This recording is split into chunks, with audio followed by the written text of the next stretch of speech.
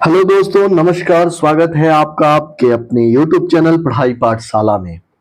दोस्तों, जैसा कि हम सबको पता है कि बीपीएससी की परीक्षा में अब मात्र 13 से 14 दिन बचे हैं। दोस्तों, जो साथी टीजीटी पीजीटी की तैयारी कर रहे हैं, बीपीएससी परीक्षा में टीजीटी पीजीटी हिंदी ई की तैयारी कर रहे हैं, वह साथी पढ़ाई पाठशाला के यूट्यूब चैनल से प्रैक्टिस पेपर लगा सकते हैं। मैं स्वयं हिंदी के प्रैक्टिस पेपर सॉल्व करा रहा हूं। दोस्तों, अब तक 3 प्रैक्टिस पेपर सॉल्व हो चुके हैं। आज यह चौथा प्रैक्टिस पेपर है। सभी प्रैक्टिस पेपर में दोस्तों 80 प्रश्न मैं लेकर आ रहा हूं और इन 80 प्रश्नों की सहायता से साथियों मैं लगभग 300 से 400 प्रश्न को सॉल्व करता हूं। साथियों, यह वीडियो केवल मददगार ही सिद्ध नहीं होगी, बल्कि आपके परीक्षा को सफल बनाने में बहुत बड़ी भूमिका भी निभाएगी। आने वाले समय में दोस्तों DSSB तथा EMRS की वैकेंसी की परीक्षाएं होनी तय है और ये परीक्षा इसी वर्ष होनी तय है। दोस्तों, जो साथी टीजीटी पीजीटी हिंदी से तैयारी कर रहे हैं, पीजीटी हिंदी साहित्य से तैयारी कर रहे हैं, या जो चाह रख रहे हैं कि हम हिंदी विषय से शिक्षक बने, प्रवक्ता बने, तो वो साथी आज से ही, अभी से ही तैयारी करना शुरू कर दे। वो कहते हैं कि बूंद बूंद से घड़ा भरता है। अगर आज से ही आप तैयारी शुरू करते हैं साथियों, तो विश्वास मानिए परीक्षा की घड़ी तक आपकी तैयारी एक स्तर पे होगी और आप परीक्षा के सफलता के बहुत करीब होंगे। आप ये सोच रहे हैं कि जब नोटिफिकेशन आएगा DSSB का तब हम तैयारी शुरू करें, ये सबसे बड़ी मूर्खता सिद्ध होगी। इसीलिए आप प्रैक्टिस पेपर देखते रहें तथा अपनी पढ़ाई को जारी रखें। मैंने पिछले वीडियो में भी बता रखा है कि कैसे हिंदी साहित्य को पढ़ना है, DSSB की तैयारी कैसे करनी है तथा DSSB में सफल छात्रों के इंटरव्यू भी मैं पढ़ाई पाठशाला के चैनल पे चढ़ा रहा हूं। वो सभी आप लोग देखें और एक अपनी रणनीति बनाएं। जहां तक मेरी बात है, मैं जैसे ही मुझे समय मिलता है या जो जो मेरे दिमाग में आप लोग की सफलता के लिए कुछ महत्वपूर्ण बिंदु समझ में आते हैं, मैं तुरंत आप लोगों से शेयर करता हूं। साथियों,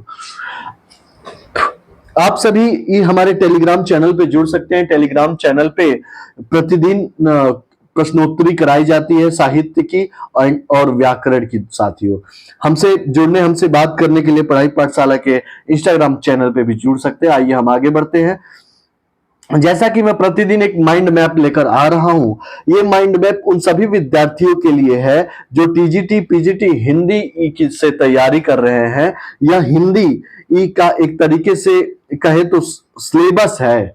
सिलेबस का है या पूरा मानदंड का है कि इसमें पूरे साहित्य के बारे में दे रखा है कि साहित्य के कौन कौन से भाग हैं और पूरा सिलेबस क्या है। जैसे आदिकाल है, आदिकाल 1050 से 1375, ये याद होना चाहिए।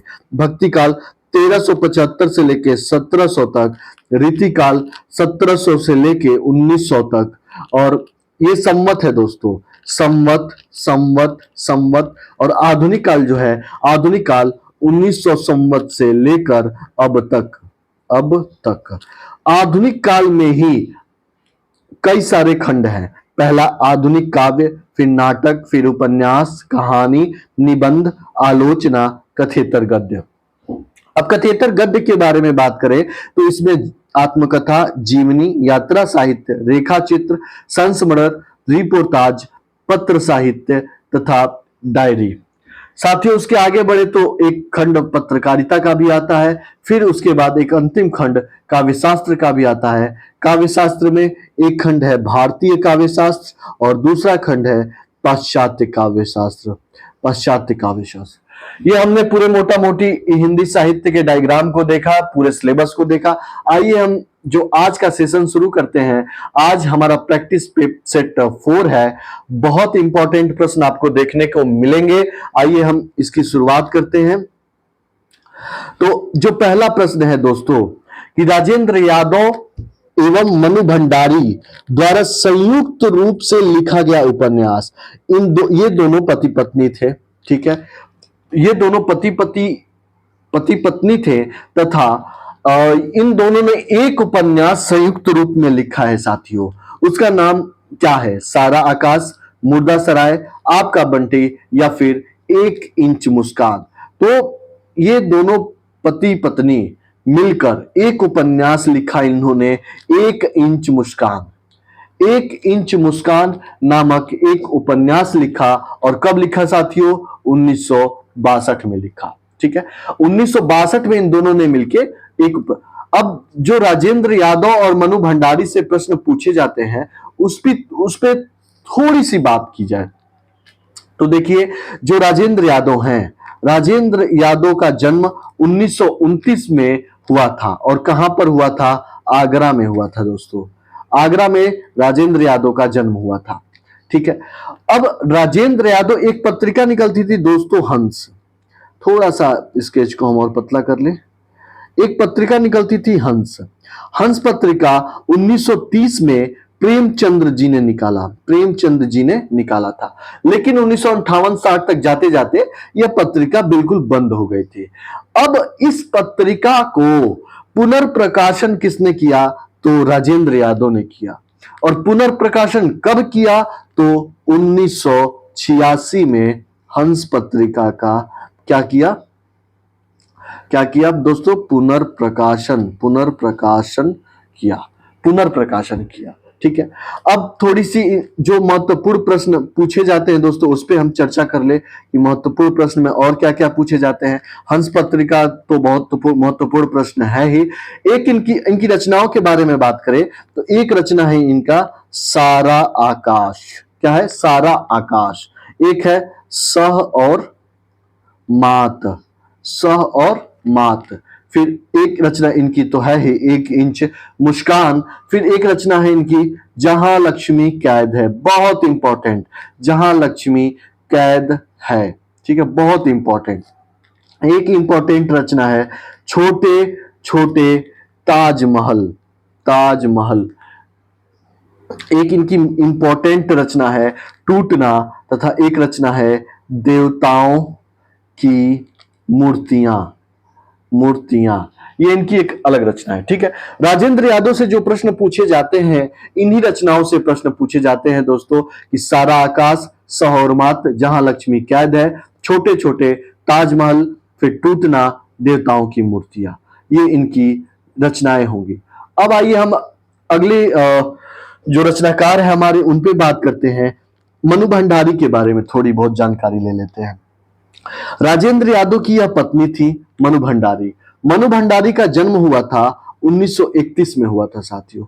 इनकी जो अन्य एक दो रचनाएं हैं, एक रचना है एक प्लेट सैलाब, दूसरी रचना है मैं हार गई, तीसरी रचना है तीन निगाहों की एक तस्वीर, और अगली रचना है एक यही सच है। एक रचना है इनकी आपका बंटी कब आई थी? बहुत इंपॉर्टेंट, 1961 में। फिर एक रचना है इनकी महाभोज एक रचना है। ठीक है, इनका एक नाटक है दोस्तों, कौन सा नाटक है इनका? बिना। ये सब बहुत इंपॉर्टेंट है। जो DSSB, EMRS और फिर BPSC और UP अब तक के जितने परीक्षाएं हो रखे हैं उसमें पूछे गए प्रश्न है दोस्तों। बिना दीवारों का घर, ये एक नाटक है दोस्तों, किसका? मनु भंडारी जी का। ठीक है, एक इनकी आत्मकथा है। आत्मकथा का नाम क्या है दोस्तों? एक कहानी यह भी 2007 में। एक कहानी यह भी 2007 में इनका आत्मकथा है। मुझे लगता है कि मनु भंडारी और राजेंद्र यादव पर बहुत बात हो गई, तो इससे इतर प्रश्न बनने की संभावना बहुत कम है। अगर प्रश्न आएगा तो उस से पहले मैं आपको चीजें क्लियर कर दूंगा। आते हैं अब हम दूसरे प्रश्न पे। इनमें से कौन सा उपन्यास राही मासूम रजा द्वारा लिखित है? साथियों, राही मासूम रजा जो थे आंचलिक उपन्यासकार थे। यह गाजीपुर जिले के थे, गाजीपुर जिले के थे, जो यूपी में है। और इन्होंने अंचल विशेष पर भी लिखी है। प्रथम आंचलिक उपन्यास किसको माना जाता है? तो फणीश्वर नाथ रेणु को माना जाता है दोस्तों। तो राही मसूम रजा द्वारा लिखित कौन सी रचना है? एक चीज और जानने, राही मसूम रजा का जन्म 1927 में हुआ था। तो क्या नूतन ब्रह्मचारी है, काला जल है, आधा गांव है, पुनर्नवा है? इनमें से कौन है? तो दोस्तों इसका जो सही उत्तर है वह है आधा गांव। आधा गांव जो रचना है वह है किसकी? राही मसूम रजा की। आधा गांव लिखा कब गया था, इसके बारे में भी थोड़ी बहुत जानकारी हम ले ले। आधा गांव लिखा गया था 1966 में, ठीक है। और इनकी कौन कौन सी रचना है? एक इंपॉर्टेंट रचना है टोपी शुक्ला 1969। फिर एक रचना है हिम्मत हिम्मत जौनपुरी। एक है ओस की बूंद। अगली है दिल एक सादा कागज, ठीक है। एक है सीन 75। एक है कटरा बी आरजू। आरजू ये इनकी महत्वपूर्ण रचना है दोस्तों। मैं एकदम महत्वपूर्ण चीजें विस्तृत रूप से बताते हुए चल रहा हूं। ये काला जल एक रचना है दोस्तों, वह है सानी का। किसका? सानी का। और पुनर्नवा जो रचना है वह है हजारी प्रसाद द्विवेदी का। इनकी इनकी एक और उपन्यास है दोस्तों, किसका? हजारी प्रसाद द्विवेदी जी का। कौन सी? बाण भट्ट की आत्मकथा। एक है चारू चंद्र लेख, ठीक है। और ये पुनर्नवा तो है ही। एक है का अनाम दास का पोथा। तथा अब अगले पर आइए, नूतन ब्रह्मचारी किसकी रचना है? सभी विकल्पों पर मैं बात करते हुए चलूंगा। नूतन ब्रह्मचारी है बाल कृष्ण भट्ट। बाल कृष्ण भट्ट का है नूतन ब्रह्मचारी। इनकी एक अन्य रचना भी है कि इनकी एक रचना है 100 आजान एक सुजान। ये इनकी महत्वपूर्ण रचना है। आइए हम अगले प्रश्न पे चले। अगला जो प्रश्न है साथियों, कौन सा है? चंद्रावली नाटिका के लेखक कौन है? चंद्रावली नाटिका के लेखक क्या यह भारतेंदु हरिश्चंद्र है, लक्ष्मी नारायण जी है, या फिर लक्ष्मी नारायण लाल है, या फिर इनमें से कोई नहीं? जो चंद्रावली लेखक नाटिका है उसके लेखक कौन है दोस्तों? तो चंद्रावली नाटिका कब लिखी गई थी? यह 1976 में, सॉरी 1876 में लिखी गई थी। और इसके जो रचनाकार है दोस्तों भारतेंदु हरिश्चंद्र जी हैं। भारतेंदु हरिश्चंद्र जी हैं। भारतेंदु हरिश्चंद्र जी के नाम पे ही भारतेंदु युग पड़ा है। भारतेंदु युग पड़ा है शायद 1900, मैं आगे भी इसके विषय में चर्चा करूंगा। 1980 में ही हरिश्चंद्र का नाम भारतेंदु पड़ा। और ये खड़ी बोली के जनक भी माने जाते हैं, कहे जाते हैं, ठीक है। इनकी अनुदित और मौलिक केवल लगभग 17 नाटक की चर्चा की गई है, जिसमें से एक है विद्या सुंदर। एक है विद्या सुंदर 1868 में। 1868 में ही एक इनकी एक मैगजीन निकलती है।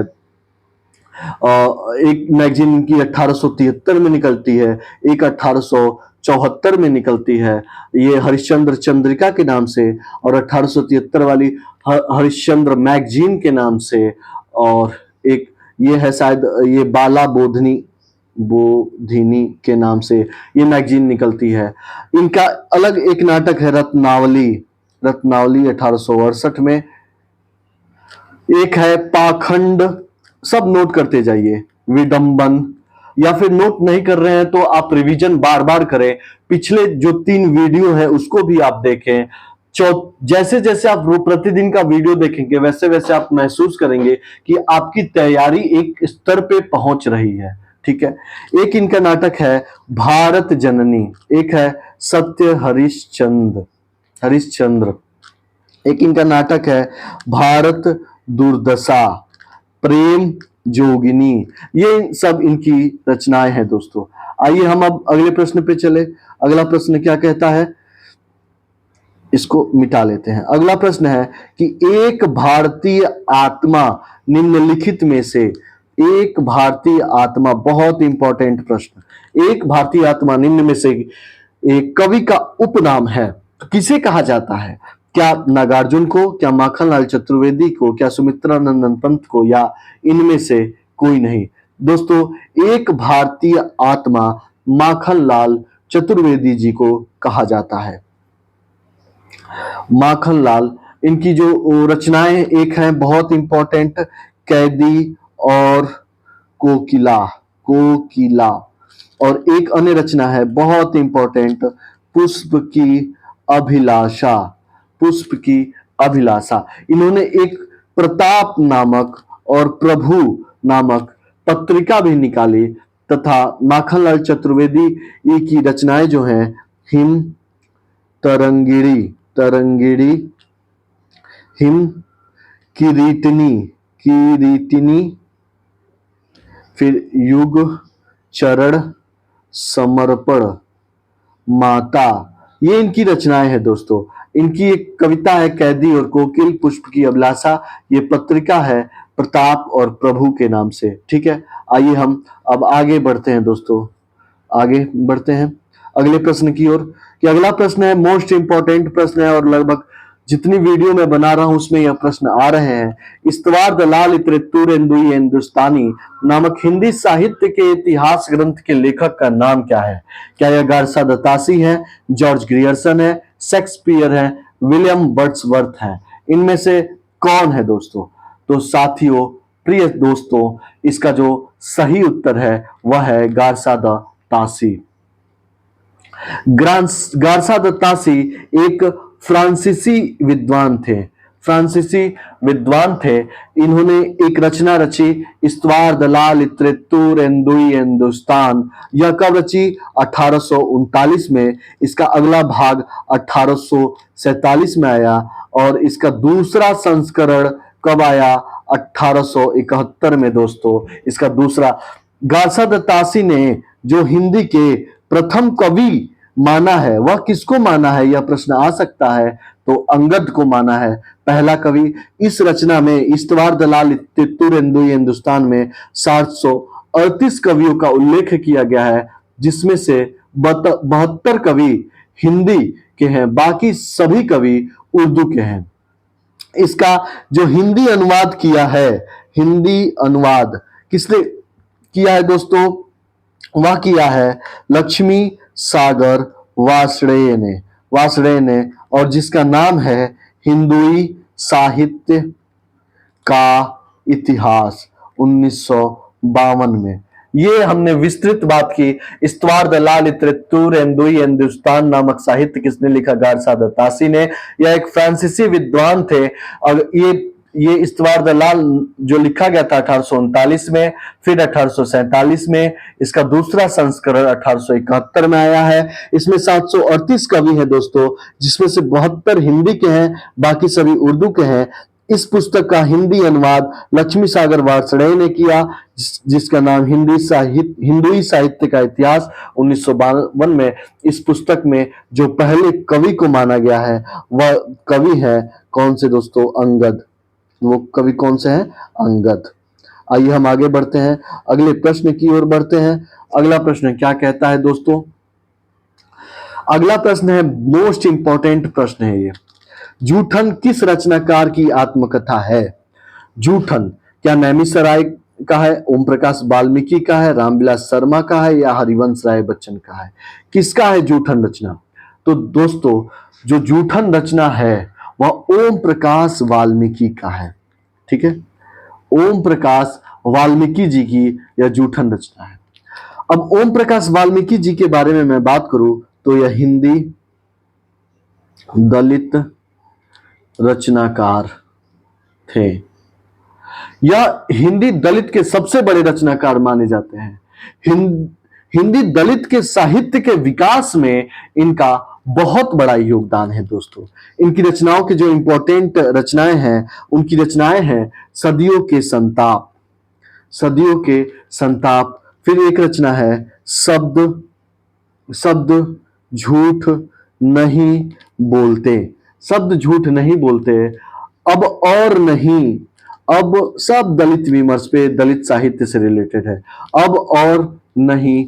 फिर बस बहुत हो चुका, बस बहुत हो चुका। इनकी महत्वपूर्ण रचनाएं हैं दोस्तों, ठीक है। आइए हम अब आगे चलते हैं, अगले प्रश्न की तरफ चलते हैं। जिंदगी नामा, जिंदगी नामा किसकी रचना है? मनु भंडारी, मृदुला गर्ग, उषा प्रियंवदा या फिर कृष्णा सोपती? तो साथियों, जो जिंदगी नामा रचना है वह है कृष्णा सोपती की। किसकी है दोस्तों? कृष्णा सोपती की जिंदगी नामा।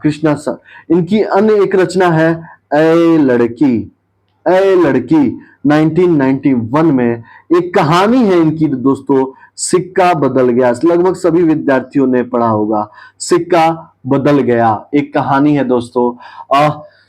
अगर एक इनके बारे में अन्य बात करें, जिंदगी नामा इनकी महत्वपूर्ण कृति तो है ही।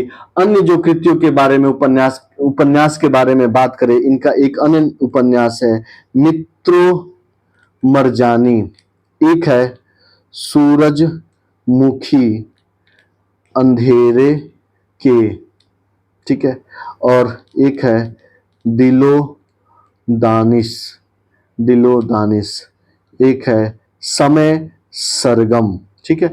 इसको आप लोग ध्यान में रखें, बार बार वीडियो को देख कर रिवीजन भी कर सकते हैं दोस्तों। आइए हम अब आगे बढ़ते हैं अगले प्रश्न पे।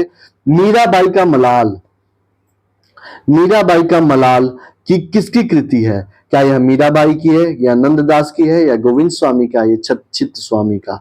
तो दोस्तों, जैसा कि ये प्रश्न है कि मीराबाई का मलाल किसकी है, तो मीराबाई का मलाल, इसका सही उत्तर है मीराबाई। मीराबाई के बारे में बात करें तो मीराबाई जो थी भक्तिकालीन कवित्री थी, भक्तिकालीन कवित्री थी साथियों। और इनका जन्म 1498 ईस्वी में हुआ है, 1498 ईस्वी में इनका।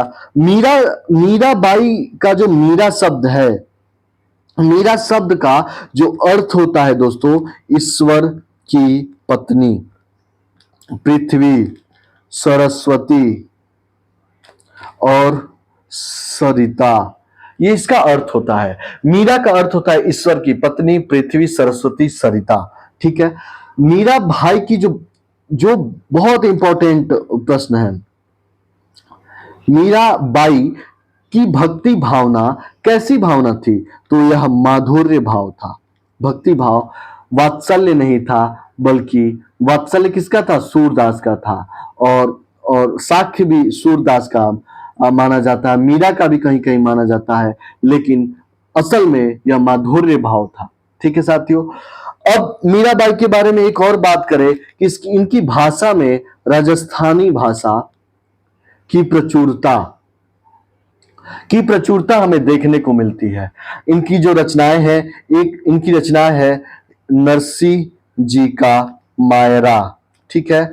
इनकी दूसरी रचना है गीत गोविंद, गीत गोविंद का टीका। तीसरी रचना है दोस्तों राग गोविंद, राग गोविंद। चौथी रचना है राग सोरठा के पद, ठीक है। पांचवी जो रचना है इनका गीत गोविंद। छठी राग गोविंद, और एक है राग विहग।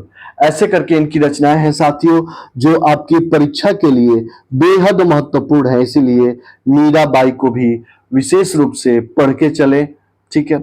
जो नंददास है, गोविंद स्वामी, चित्त स्वामी, ये सब अष्टछाप के कवि हैं। अष्टछाप पे मैं प्रतिदिन बोल रहा हूं कि यह बहुत इंपॉर्टेंट यहां से प्रश्न आएगा।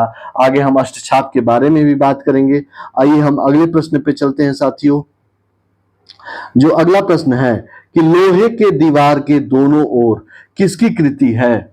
लोहे के दीवार के दोनों ओर किसकी कृति है? क्या यह अज्ञेय की है, सत्यदेव परिव्राजक की है, यशपाल की है या राहुल सांकृत्यायन की है? साथियों, लोहे के दीवार के दोनों ओर इसका सही उत्तर है यशपाल।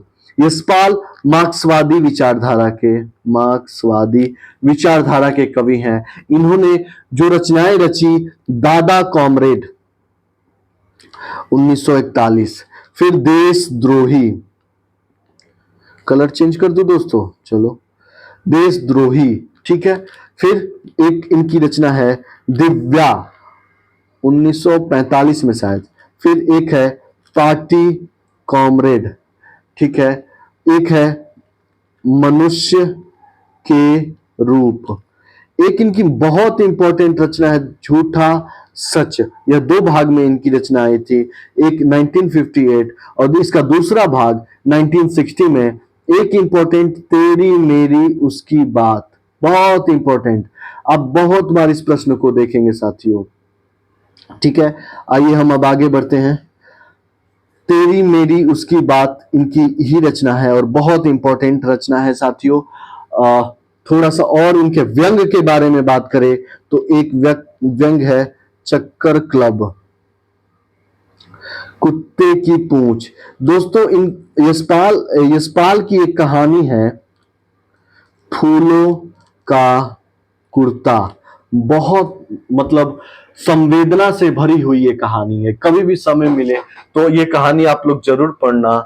मतलब मैं जब जब इस कहानी को पढ़ता हूं मेरे रोम रोम मतलब खड़े हो जाते हैं। बहुत मार्मिक कहानी है यह।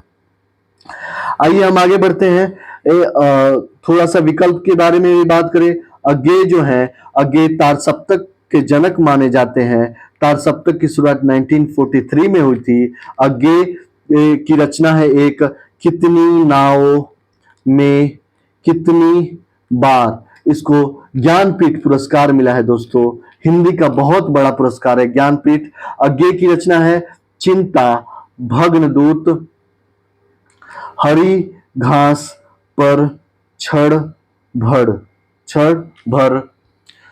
फिर अज्ञेय के बारे में आगे और बहुत सारी ढेर सारी बातें करेंगे हम। थोड़ा सा बात राहुल सांकृत्यायन के बारे में करें। 1893 में इनका जन्म हुआ था। राहुल सांकृत्यायन को दोस्तों किस नाम से विभूषित किया गया था? तो इनको महापंडित के नाम से या उपाधि से भी जाना जाता था। इनकी जो रचना है सिंह सेनापति के नाम से भी इनकी रचनाएं हैं। जय योधेय। यात्रा साहित्य की बात करें, किन्नर देश में, चीन में क्या देखा, मेरी लद्दाख यात्रा, मेरी तिब्बत यात्रा, ठीक है। इनकी कहानियों पर बात करें राहुल सांकृत्यायन की तो सतमी के बच्चे, बोलगा से गंगा, कनेल की कथा, ठीक है। ये इनके इंपॉर्टेंट जो यात्रा साहित्य है, कहानी है, उसके बारे में जो परीक्षा में पूछे जाते हैं उसके बारे में मैं विस्तृत रूप से चर्चा किया।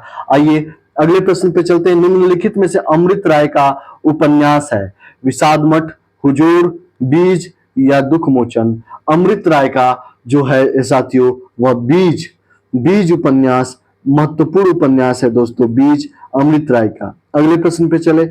अरस्तु का काव्य शास्त्र किसकी रचना है? तो साथियों अरस्तु का काव्य शास्त्र डॉक्टर नगेंद्र की रचना है। डॉक्टर नगेंद्र आलोचक के रूप में जाने जाते हैं, महत्वपूर्ण आलोचक के रूप में जाने जाते हैं डॉक्टर नगेंद्र। उनकी रचना है अरस्तु का काव्य शास्त्र। अगले प्रश्न पर चले हम तो सन्यासी किसकी कृति है? दोस्तों सन्यासी किसकी कृति है? क्या यशपाल की है, नागार्जुन की है, निराला या फिर इलाचंद्र जोशी? ठीक है, सन्यासी किसकी कृति है? तो यह जो कृति है दोस्तों यह है इलाचंद्र जोशी की। ठीक, इलाचंद्र जोशी की कृति है दोस्तों। इलाचंद्र जोशी के बारे में बात करें तो यह मनोविश्लेषणवादी उपन्यासकार रहे। इनकी अन्य रचनाएं एक है जहाज का पंछी, फिर निर्वासित, फिर मुक्ति पथ, एक सन्यासी, एक सन्यासी तो है ही, एक इनकी रचना है पर्दे की रानी। ये इनकी महत्वपूर्ण रचनाएं हैं दोस्तों, इसको आप ठीक से कहीं लिख ले, नोट कर ले, या फिर वीडियो के माध्यम से इसको बार बार देख सकते हैं। आइए अगले प्रश्न पे चलते हैं। प्रश्न नंबर 13, कवितावली किसकी रचना है? लालदास, रामप्रिया शरण, रामचरण दास, मधुसूदन दास। तो कवितावली किसकी रचना है? देखिए दोस्तों, इसमें तो एक विकल्प नहीं दे रखा है, लेकिन एक जो रचना है कवितावली, कवितावली एक तुलसीदास की भी रचना है, और कवितावली ब्रज भाषा में रची गई है। लेकिन यहां पर सही उत्तर हुआ रामचरण दास। रामचरण दास ने एक कवितावली नामक रचना रची है। इनकी अन्य रचनाएं कौन कौन सी है? एक है रामायण और रामचरित्र इनकी अन्य रचनाएं हैं दोस्तों।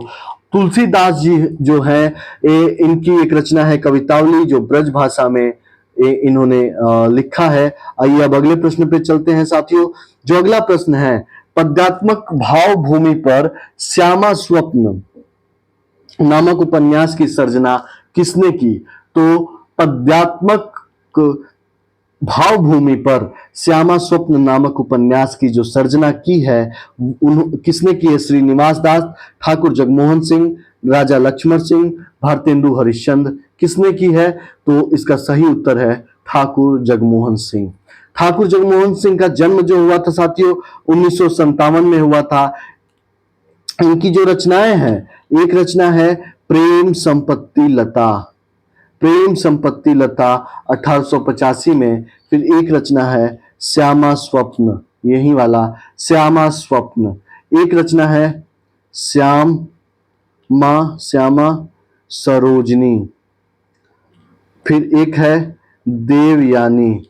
और ठाकुर जगमोहन सिंह ने ही मेघदूत रचना का अनुवाद किया था। तो हमने देखा ठाकुर जगमोहन सिंह जी के बारे में। ठाकुर जगमोहन सिंह भारतेंदु युग के बहुत बड़े कवि माने जाते हैं। अगला प्रश्न आइए कि भाषा के जादूगर के रूप में कौन विख्यात है? ठीक है, शिवपूजन सहाय, बेचैन शर्मा उग्र, जैनेन्द्र कुमार, या फिर यशपाल। तो साथियों इसका सही उत्तर हो जाएगा कि शिवपूजन सहाय। इसका सही उत्तर शिवपूजन सहाय हो जाएगा। इनकी अन्य रचना है देहाती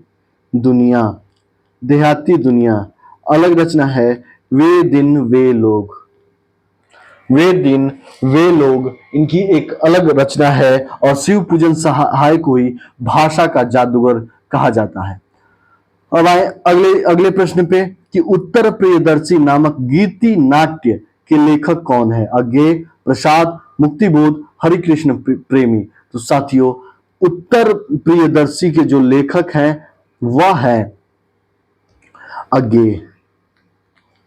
देखिए अज्ञेय जो है, मैं बार बार बता रहा हूं, इसको ये अब तक तो याद हो जाना चाहिए। तार सप्तक के जनक माने जाते हैं। 1943 में अज्ञेय ने तार सप्तक की रचना की, जिसमें 7 कवि। अज्ञेय ने इन तार सप्तक के कवियों को क्या कहा था? राहु का अन्वेषी कहा था। अज्ञेय की एक रचना है शेखर एक जीवनी, 1940 में। इसका जो दूसरा भाग आया 1944 में आया था। एक रचना है नदी के द्वीप 1951 में। एक रचना है अपने अजनबी 1961। दोस्तों मैं आपके लिए बहुत रिसर्च करके, बहुत मेहनत करके ये पीपीटी या क्वेश्चन सीरीज लेकर आ रहा हूं। केवल मैं उत्तर हल नहीं करा रहा, बल्कि विकल्प की व्याख्या तक मैं बता रहा हूं। ये आपके परीक्षा के लिए, आपके पढ़ाई के लिए बहुत मददगार सिद्ध होंगे, और आपकी सफलता में यह थोड़ी सी मजबूती तो लाएगी ही। ठीक है, आइए हम आगे बढ़ते हैं। प्रसाद के बारे में जाने तो प्रसाद छायावादी कवि माने जाते हैं। छायावाद के 4 स्तंभ होते हैं, प्रसाद, निराला, पंत, महादेवी वर्मा। प्रसाद ने एक रचना की कामायनी का 15 सर्ग होता है दोस्तों। और एक इनका नाटक है चंद्रगुप्त, चंद्रगुप्त, फिर स्कंदगुप्त, फिर ध्रुव स्वामिनी इनका नाटक है। और एक इनका जो पहला नाटक है सज्जन नाम से है। ठीक है, इस तरीके से प्रसाद पे। आइए अब 17वें नंबर प्रश्न पे हम चले। 17वां प्रश्न क्या कहता है? जंगल के जीव, जंगल के जीव कृति के लेखक कौन है? महादेवी वर्मा, श्री राम शर्मा, राम वृक्ष बेनीपुरी और शिव पूजन सहाय। तो इनमें से कौन है दोस्तों? तो इसका सही उत्तर हो जाएगा, इसका सही उत्तर श्री राम शर्मा। श्री राम शर्मा जंगल के जीव नामक संस्मरण ग्रंथ लिखते हैं, संस्मरण ग्रंथ लिखते हैं। इन्होंने एक संस्मरण ग्रंथ और लिखा, उसका नाम था प्राणों का सौदा, प्राणों का सौदा। अगला है वे जीते कैसे हैं। ये इनके महत्वपूर्ण संस्मरण है दोस्तों। ठीक है, अब आए हम अगले प्रश्न पे चलते हैं कि कहरनामा, बहुत इंपॉर्टेंट प्रश्न। कहरनामा किसकी रचना है? मुल्ला दाऊद की, कुतुबन की, सूरजदास की और जायसी की। कहरनामा किसकी रचना है दोस्तों? तो इसका सही उत्तर है कहरनामा जो है, कहरनामा किसकी है? जायसी की रचना है। जायसी के बारे में थोड़ी सी बात करें तो जायसी का जन्म 1499 ईस्वी में हुआ था। और इन्होंने जो रचना कौन कौन सी रची? एक रचना है पद्मावत, अखरावट, पद्मावत, अखरावट, आखिरी कलाम, आखिरी कलाम, फिर मसलनामा, मसलनामा, फिर चित्ररेखा, बहुत इंपॉर्टेंट, कई बार आया है चित्ररेखा, फिर कहरनामा, फिर कन्हावत। ये इनकी महत्वपूर्ण रचना। अब इसमें से जो सबसे पहली रचना मानी गई है वह आखिरी कलाम को मानी गई है। क्या पहली रचना मानी गई है दोस्तों? ठीक है, इसको मिटा लेते हैं। अब थोड़ी सी और इस प्रश्न के बारे में बात करें तो मुल्ला दाऊद ने एक रचना रचा चंदायन। चंदायन कब रचा? 1379 में मुल्ला दाऊद ने एक रचना रची। और मुल्ला दाऊद को राम कुमार वर्मा ने सूफी का पहला कवि स्वीकार किया है। सूफी का पहला कवि स्वीकार किया है राम कुमार वर्मा ने। किसको? मुल्ला दाऊद को। इसकी एक रचना है चंदायन। कुतुबन की एक रचना है दोस्तों मृगावती, 1503 में कुतुबन की एक रचना है मृगावती। और कुतुबन जो थे वह चिश्ती संप्रदाय में दीक्षित हुए थे, चिश्ती संप्रदाय में दीक्षित हुए थे। आइए अब अगले प्रश्न के बारे में हम बात करें। अगला प्रश्न क्या कहता है? कविता के नए प्रतिमान, कविता के नए प्रतिमान के लेखक कौन है? डॉक्टर नगेंद्र, नामवर सिंह, देवराज, रामविलास शर्मा। कविता के नए प्रतिमान के लेखक कौन है? तो साथियों कविता के नए प्रतिमान के लेखक डॉक्टर नामवर सिंह है, डॉक्टर नामवर सिंह है। इनकी जो अन्य रचनाएं हैं कहानी और नई कहानी, ये मोस्ट कहानी से शोध करने वाले विद्यार्थी इस पुस्तक को पढ़ सकते हैं। ठीक है, एक नामवर सिंह की रचना है छायावाद, बहुत अच्छी पुस्तक है छायावाद। इसमें छायावाद के प्रवृत्तियों के बारे में बहुत विस्तृत रूप से बताया गया है। एक इनकी रचना है दूसरी परंपरा की खोज। एक इनकी रचना है इतिहास और आलोचना। ठीक है, आइए अब हम अगले प्रश्न पे चलते हैं। जो अगला प्रश्न क्या कहता है? अगला प्रश्न कहता है कि निम्नलिखित में से कौन सी रचना धर्मवीर भारती की नहीं है? देखिए ठंडा लोहा, अभी कल ही मैंने बात किया था कि ठंडा लोहा धर्मवीर भारती की रचना है। कनुप्रिया, सूर्य का स्वागत, 7 गीत वर्ष। तो साथियों वो जो इसका सही उत्तर है सूर्य का स्वागत। अब सूर्य का स्वागत किसकी रचना है साथियों? तो सूर्य का स्वागत जो है वह है दुष्यंत कुमार की रचना है। गजल सम्राट के नाम से इनको जाना जाता है। गजल की दुनिया के बहुत बड़े कवि माने जाते हैं दुष्यंत कुमार। इनका जो जन्म है 1933 में इनका जन्म है। इनका जो मूल नाम है दुष्यंत कुमार का वह है दुष्यंत नारायण त्यागी, ठीक है, त्यागी, दुष्यंत नारायण त्यागी। और यह प्रारंभ में ये अनुरागी उपनाम से, किस नाम से, अनुरागी उपनाम से यह कविताएं लिखते थे। हिंदी गजल सम्राट के नाम से ये दुष्यंत कुमार को जाना जाता है। तथा धर्मवीर भारती की रचना है ठंडा लोहा, कनुप्रिया, सात गीत वर्ष। धर्मवीर भारती की एक रचना है अंधा युग। बहुत अच्छा नाटक है ये YouTube पे आपको नाटक मिलेगा, समय निकाल के कभी जरूर देखें, ठीक है। अब आइए अगले प्रश्न की तरफ चलते हैं। अगला प्रश्न क्या कहता है, अगला प्रश्न क्या कहता है, दामुल का कैदी, दामुल का कैदी के लेखक कौन है? क्या प्रसाद है, प्रेमचंद्र है, सुदर्शन है, यशपाल है? दामुल का कैदी किसकी रचना है? तो दामुल का कैदी का सही उत्तर है दोस्तों प्रेमचंद। प्रेमचंद, प्रेमचंद का जन्म 1880 में हुआ था दोस्तों। लमही बनारस में हुआ था। प्रेमचंद ने लगभग 300 कहानियां लिखी हैं जो मानसरोवर के 8 भाग में विस्तृत रूप से इसका वर्णन है। प्रेमचंद की जो उपन्यास है गबन, गोदान, निर्मला, एक इनका अपूर्ण उपन्यास है मंगलसूत्र, मंगलसूत्र, फिर एक है गबन हो गया, गोदान हो गया, फिर सेवा सदन, सेवा सदन, प्रेमाश्रय, इनका महत्वपूर्ण उपन्यास है दोस्तों। फिर आइए हम अब आगे चलते हैं अगले प्रश्न में। प्रगतिशील लेखक, प्रगतिशील लेखक संघ की स्थापना कब हुई थी? तो साथियों ये सबको पता है कि प्रगतिशील लेखक संघ की स्थापना 1936 में हुई थी, ठीक है। 1936 में कहाँ हुई थी? लखनऊ में हुई थी। इसकी अध्यक्षता किसने की थी? इसकी अध्यक्षता प्रेमचंद जी ने की थी। इसकी अध्यक्षता प्रेमचंद जी ने की थी, ठीक है। अब आए हम अगले प्रश्न पे। कलाधर किस कवि का आरंभिक नाम है?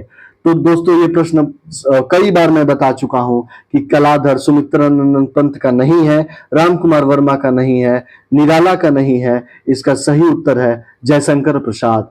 जयशंकर प्रसाद छायावादी रचनाकार हैं। इन्होंने कामायनी लिखा, स्कंदगुप्त लिखा, चंद्रगुप्त लिखा, ध्रुवस्वामिनी लिखा, ठीक है। जयशंकर प्रसाद को ने ही कलाधर उपनाम से ही रचनाएं रचते थे। आइए हम अब अगले प्रश्न पे चलते हैं कि अगला जो प्रश्न है, अगला प्रश्न है दोस्तों, कामायनी को मानवता के रसात्मक इतिहास की संज्ञा प्रदान की है किसने? कामायनी को, कामायनी किसकी रचना है? जयशंकर प्रसाद की। कब लिखी गई? 1936 में। कितने सर्ग हैं इसमें? तो 15 सर्ग है। कौन कौन से?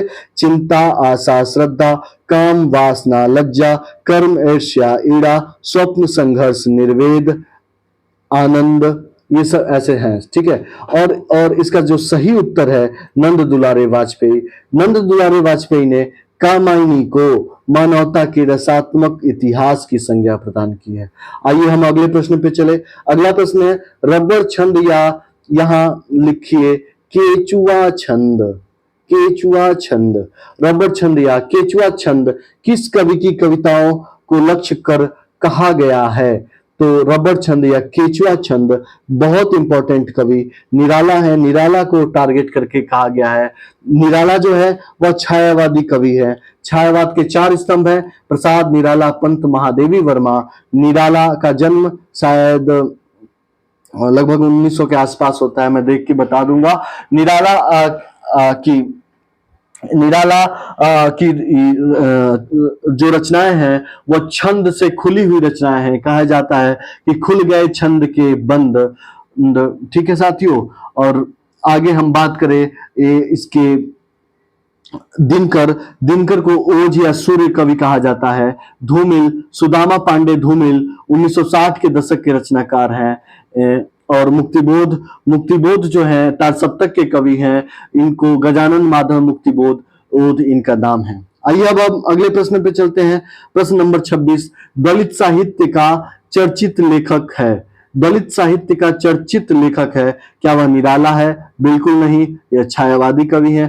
क्या कुंवर बेचैन है? नहीं, यह गीतकार भी हैं और आधुनिक काल के कवि है। ओम प्रकाश वाल्मीकि दलित लेखक दलित साहित्य को आगे बढ़ाने का काम करते हैं। नगेंद्र बहुत बड़े आलोचक हैं, इसलिए इसका सही उत्तर जो होगा साथियों वह होगा ओम प्रकाश वाल्मीकि। ओम प्रकाश वाल्मीकि जो दलित साहित्य को बढ़ाने का काम किया वो ओम प्रकाश वाल्मीकि ने किया। इनकी जो रचनाएं हैं, एक है सदियों के संताप, शब्द झूठ नहीं बोलते, ठीक है, शब्द झूठ नहीं बोलते हैं। और इनकी एक और रचना है बस बहुत हो चुका, बस बहुत हो चुका। और एक इनका महत्वपूर्ण उपन्यास है जूठन। जूठन जूठन एक इनका आत्मकथा है। जूठन बहुत इंपॉर्टेंट आत्मकथा है। आइए अगले प्रश्न पे चले। निम्नलिखित में से कौन गिरजा कुमार माथुर उर की कृति नहीं है? तो दोस्तों तार सप्तक की रचना कब होती है आप सभी अब बताएं। तार सप्तक की रचना 1943 में होती है। तार सप्तक के रचनाकार में 7 कवि हैं, जिसमें से एक गिरजा कुमार माथुर है। मैंने तार सप्तक का एक ट्रिक भी बताया था। वह ट्रिक क्या था अगर आपको याद होगा तो सॉरी, अराग प्रणेगी भा, ठीक है, अराग प्रणेगी भा। तो अ से अगे राम मिला शर्मा, गजानन माधव, मुक्तिबोध, प्रभाकर माचवे, नेमिचंद्र जैन, गिरजा कुमार माथुर, भारत भूषण अग्रवाल। तो गिरजा कुमार माथुर तार सप्तक के कवि हैं। अब पूछा इनमें से कौन सी कृति है? तो चांद का मुंह टेढ़ा है, पृथ्वी कल्प, धूप के धान, नाश और निर्माण। इसका जो सही उत्तर है दोस्तों, इसका सही उत्तर क्या होगा आप सभी बताएं। तो कृति नहीं है पूछा है, नहीं है पूछा है, तो इसका सही उत्तर है चांद का मुंह टेढ़ा है। चांद का मुंह टेढ़ा है दोस्तों, यह मुक्तिबोध की रचना है। किसकी? मुक्तिबोध की रचना है। आइए हम थोड़ी जानकारी मुक्तिबोध को ले ले, क्योंकि मुक्तिबोध बहुत इंपॉर्टेंट है। मुक्तिबोध को गहन अनुभूति और तीव्र इंद्रिय बोध का कवि भी कहा जाता है। चांद का मुंह टेढ़ा है यह रचना कब आई थी? 1964 में आई थी। मुक्तिबोध की अन्य रचना है भूरी भूरी खाक धूल। खाक धूल, भूरी भूरी खाक धूल। एक है इनकी बहुत महत्वपूर्ण अंधेरे में ये सबसे पहले कल्पना पत्रिका में 1964 में प्रकाशित हुई। किस नाम से? आकाश के द्वीप के नाम से यह प्रकाशित हुई थी। आइए हम अब अगले प्रश्न पे चलते हैं। 28वां प्रश्न क्या कहता है? आदिकाल को बीज वपन काल कहा है। किसने कहा है? ग्रियर्सन ने, विश्वनाथ प्रसाद मिश्र ने, मिश्र बंधु ने, महावीर प्रसाद द्विवेदी ने। कल मैं विस्तृत रूप से इस प्रश्न को समझाया था दोस्तों। देखिए यह प्रश्न बहुत इंपॉर्टेंट है, आपकी परीक्षा में यह प्रश्न निश्चय ही आएगा, ठीक है। आइए अब हम बात करते हैं कि किसने क्या क्या कहा है, ठीक है। ग्रियर्सन ने आदिकाल को चारण काल कहा है, ठीक है। ग्रियर्सन ने इसको चारण काल कहा है। विश्वनाथ प्रसाद मिश्र ने बीज वपन काल कहा है, ठीक। मिश्र बंधु ने इसको प्रारंभिक काल कहा है। सॉरी, एक यहां पे हल्की सी मिस्टेक हो गई दोस्तों। महावीर प्रसाद द्विवेदी ने इसको बीज वपन काल कहा है। अन्य लोगों ने क्या क्या कहा है दोस्तों? तो एक है रामचंद्र शुक्ल ने इसको वीर गाथा काल कहा है। हजारी प्रसाद द्विवेदी ने इसको आदि काल कहा है। क्या कहा है? आदि काल कहा है। राहुल सांकृत्यायन ने इसको सिद्ध एवं सामंत काल कहा है। सिद्ध एवं सामंत काल कहा है, ठीक है। सिद्ध एवं सामंत काल कहा है। आइए अगले प्रश्न पे चलते हैं। भारतेंदु युग का कौन सा कवि पुष्टि मार्ग में दीक्षित होता है? इंपॉर्टेंट। भारतेंदु युग का एक कवि है जो पुष्टि मार्ग में दीक्षित होता है, वह है स्वयं भारतेंदु हरिश्चंद्र। वह थे स्वयं भारतेंदु हरिश्चंद्र साथियों। ठीक है, आइए अब हम थोड़े से भारतेंदु हरिश्चंद्र के बारे में भी जानकारी ले लें। तो भारतेंदु हरिश्चंद्र का जन्म 1850 ईस्वी में हुआ था और कहाँ हुआ था? काशी में हुआ था साथियों। और इनका जीवन काल 35 वर्ष का रहा, मतलब 1885 में इनकी मृत्यु हो गई दोस्तों। ठीक है, अब भारतेंदु हरिश्चंद्र की एक प्रेमिका थी दोस्तों। प्रेमिका का नाम थोड़ा ठीक से लिखते हैं। इनकी एक प्रेमिका थी, उनका नाम था चंद्रिका। चंद्रिका से यह बेहद प्रेम करते थे। अच्छा, भारतेंदु हरिश्चंद्र जब उर्दू में लिखा करते थे तो उर्दू में रसा उपनाम से लिखा करते थे। ये मोस्ट इंपॉर्टेंट, ये प्रश्न बहुत बार पूछा गया है। रसा उपनाम से कौन से रचनाकार उर्दू में रचनाएं लिखते थे? तो वह थे भारतेंदु हरिश्चंद्र। ठीक है, भारतेंदु हरिश्चंद्र के जो गुरु का नाम था वह था शिव प्रसाद सितारे हिंद। शिव प्रसाद सितारे हिंद। यह भारतेंदु हरिश्चंद्र वल्लभ संप्रदाय में दीक्षित हुए थे दोस्तों। वल्लभ संप्रदाय में इनकी जो प्रथम रचना थी वह कौन सी थी? विद्या सुंदर। 1868 में इन्होंने जो पत्रिकाएं निकाली दोस्तों, प्रथम पत्रिका इन्होंने निकाला कवि वचन सुधा। कब निकाला? 1868 में। दूसरी पत्रिका निकाली इन्होंने, यह जो पत्रिका थी वह मासिक थी। स्टार्टिंग में कवि वचन सुधा मासिक पत्रिका निकली, लेकिन फिर 1881 से यह साप्ताहिक हो गई। एक पत्रिका इन्होंने निकाली हरिश्चंद्र मैगजीन। हरिश्चंद्र मैगजीन 1873 में। एक इन्होंने पत्रिका निकाली, शायद अपने प्रेमिका के बारे में ही निकाला था, हरिश्चंद्र चंद्रिका। 1874 में यह पत्रिका निकाली थी दोस्तों। आइए थोड़ा सा इसको मिटा लेते हैं, मिटा के थोड़ा बहुत अन्य चीजें बात करते हैं। जो इनकी मौलिक और अनुदित जो रचनाएं हैं वो हरिश्चंद्र की 17 रचनाएं हैं, जिसमें विद्या सुंदर, पाखंड विडंबन, धनंजय विजय, भारत जननी, मुद्रा राक्षस, दुर्लभ बंधु, रत्नावली। और जो मौलिक रचना है उसमें आता है भारत दुर्दशा, वैदिक हिंसा, हिंसा न भवती, प्रेम जोगनी, सत्य हरिश्चंद्र, नील देवी। ऐसे बहुत सारी जो रचना है दोस्तों वह आता है। भारतेंदु हरिश्चंद्र भारतेंदु युग के जनक भी माने जाते हैं और बहुत इंपॉर्टेंट रचनाकार है। अगले प्रश्न पे हम आते हैं, एकलव्य नामक कृति के लेखक कौन है? एकलव्य, क्या यह भगवती चरण वर्मा जी हैं? क्या यह राम कुमार वर्मा जी हैं? नंद दुलारे वाजपेयी हैं? इनमें से कोई नहीं। तो दोस्तों इसका सही उत्तर जो है वह है नंद दुलारे वाजपेयी। नंद दुलारे वाजपेयी दोस्तों एक बहुत बड़े आलोचक थे। आलोचना जगत में इन्होंने बहुत नाम कमाया है। इन्होंने लगभग विषयों पर आलोचना की है। अगले प्रश्न पे आते हैं, महाकवि सूरदास किसकी आलोच्य कृति है? तो साथियों यह मैंने कल भी इसके बारे में चर्चा किया था। जो महाकवि सूरदास है वह नंद दुलारे वाजपेयी। पिछला प्रश्न भी नंद दुलारे वाजपेयी की कृति से ही था। यह भी थोड़ा सा विस्तृत हम इसके बारे में जाने कि नंद दुलारे वाजपेयी एक बहुत बड़े आलोचक थे। इनकी जो रचनाएं थी, एक रचना का नाम था आधुनिक साहित्य। अगला रचना इनका नया साहित्य, बहुत इंपॉर्टेंट, नया साहित्य नए प्रश्न। एक जो इनका बहुत इंपॉर्टेंट जो रचना है प्रेमचंद जीवन और कृतित्व।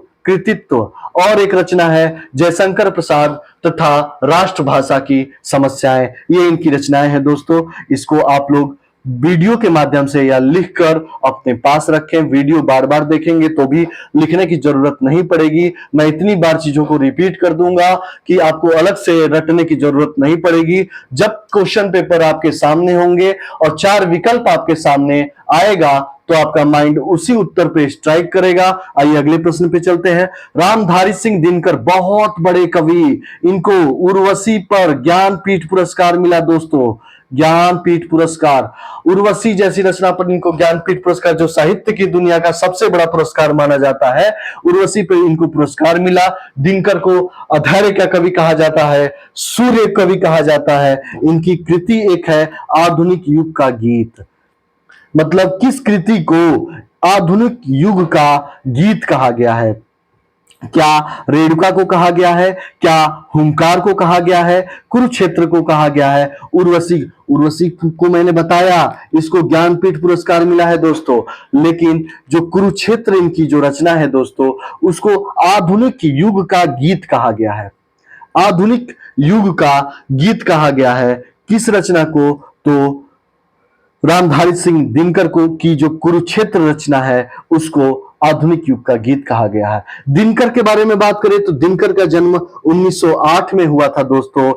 इनकी एक रचना है रश्मि रथी, बहुत इंपॉर्टेंट, रश्मि रथी। एक है परशुराम की प्रतीक्षा, परशुराम की प्रतीक्षा एक रचना है।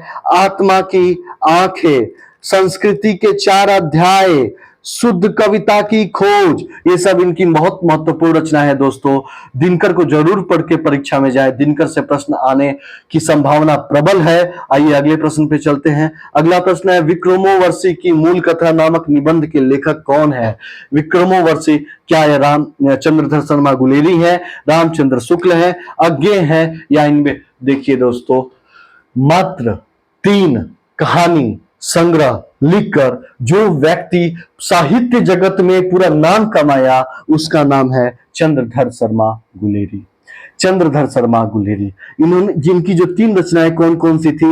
एक था सुखमय जीवन, सुखमय जीवन। दूसरा बुद्धू का कांटा, बुद्धू का कांटा। और तीसरा उसने कहा था। या उसने कहा था तो लगभग सभी साहित्य के विद्यार्थी पढ़ चुके होते हैं, क्योंकि ग्रेजुएशन में पीजी में ये कहानी लगा हुआ है।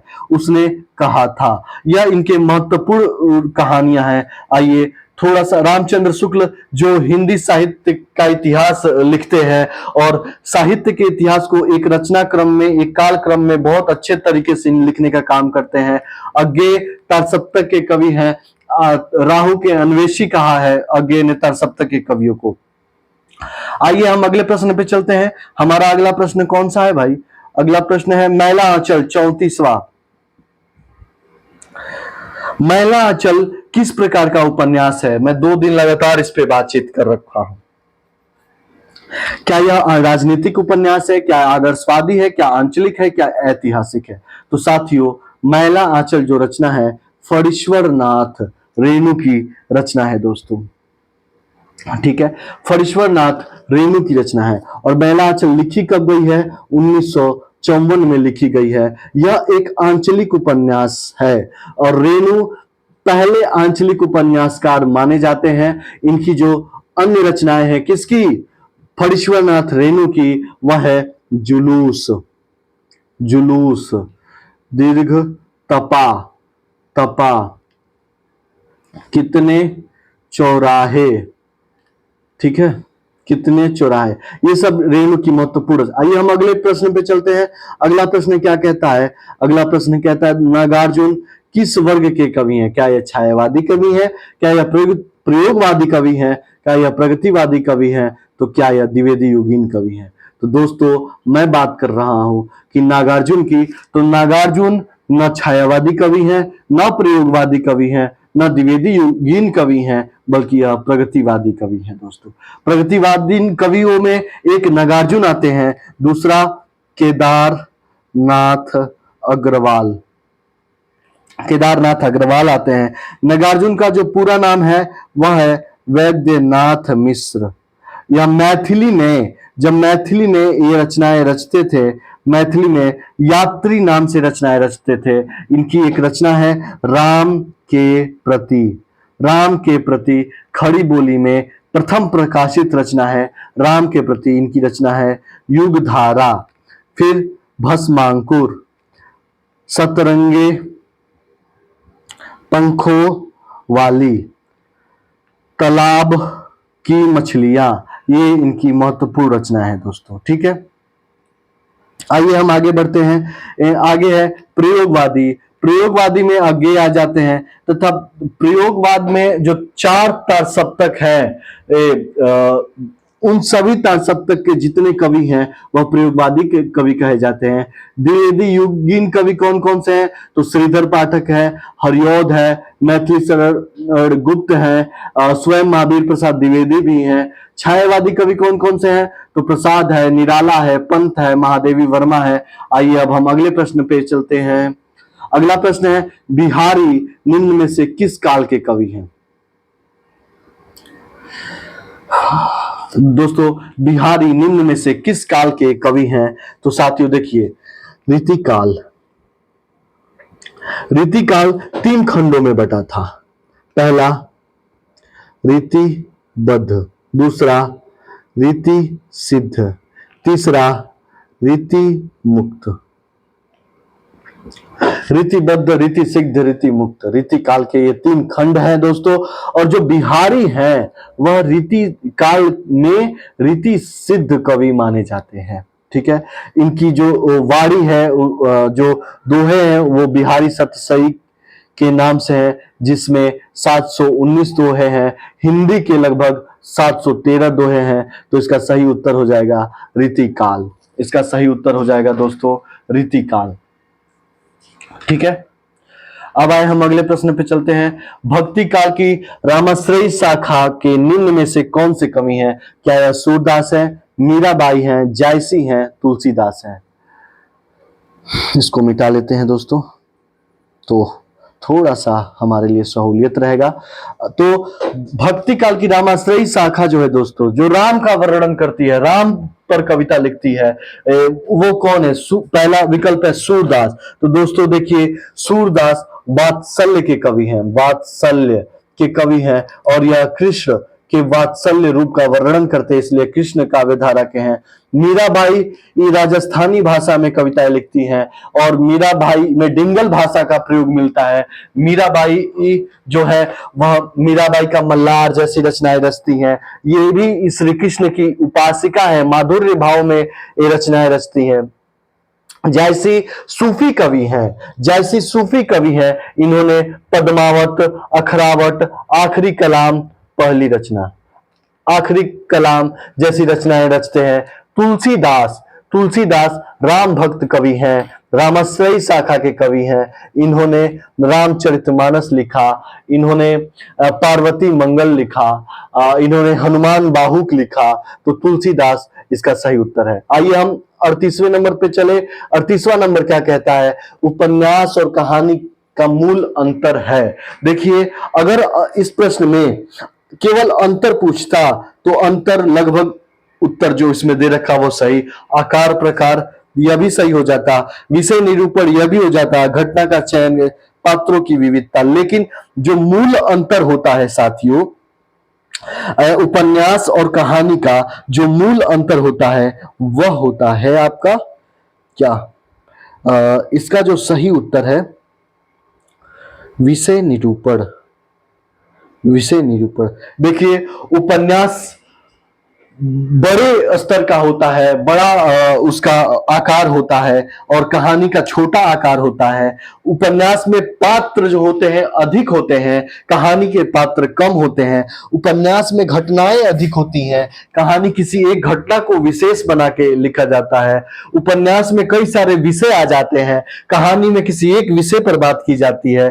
तो अगर इस प्रकार से हम अंतर ढूंढे तो अंतर बहुत मिलेंगे, लेकिन अगर मूल अंतर को ढूंढे तो विषय निरूपण इसका सही उत्तर है।